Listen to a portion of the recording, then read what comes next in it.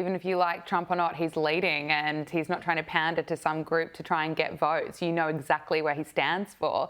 You know, I think a lot of the criticism that I keep hearing about this election campaign here in Australia is we need someone like a Donald Trump to actually stand up. Do you think that that would work here in Australia, or are we all too woke that it wouldn't work here?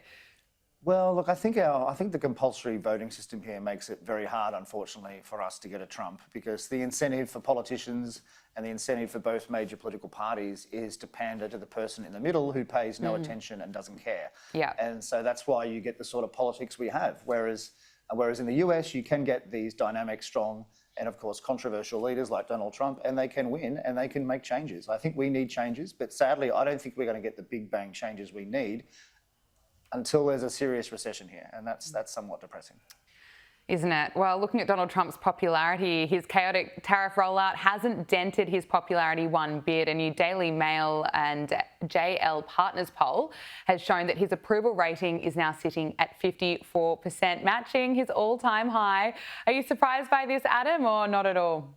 Yeah, look slightly surprised. I mean, that's, just as we said earlier, there's been this hysterical media reaction for weeks. It doesn't seem to have affected him, but then again, it hasn't affected him for 8 years to some extent, the media. He's always attacked and he got more popular. So, yeah. But look, he's doing what he said he was going to do. I mean, he announced these tariffs all throughout the election campaign, which I covered in the US. He said it all the time at every speech, and now he's doing it. So certainly amongst his supporters, they'd be happy about it.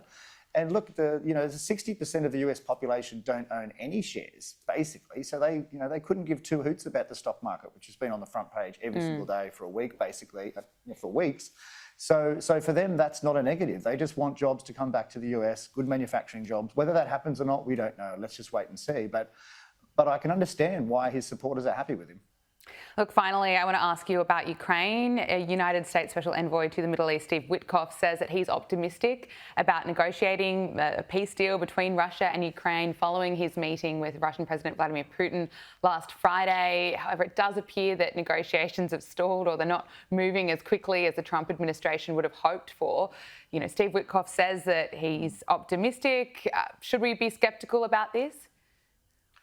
Well, look, I think it'll probably end in coming months. Certainly not the 24 hours that Donald Trump first said. I mean, the Trump administration has been putting a lot of pressure both on Russia and Ukraine to reach a deal. I think that will have some effect. And actually, from Australia's point of view, this war is getting real. We've got these reports of a possible Russian base just to the north in Indonesia, and from Russia's point of view, that's part of its geopolitical strategy, and might have something to do with its relations with the US. So I think we have to hope that the war ends soon, and we should be happy that Donald Trump is trying to end it. Absolutely. Adam Creighton, Chief Economist at the IPA, thank you so much for joining us on Power Hour. Great to speak with you. Likewise, thanks a lot.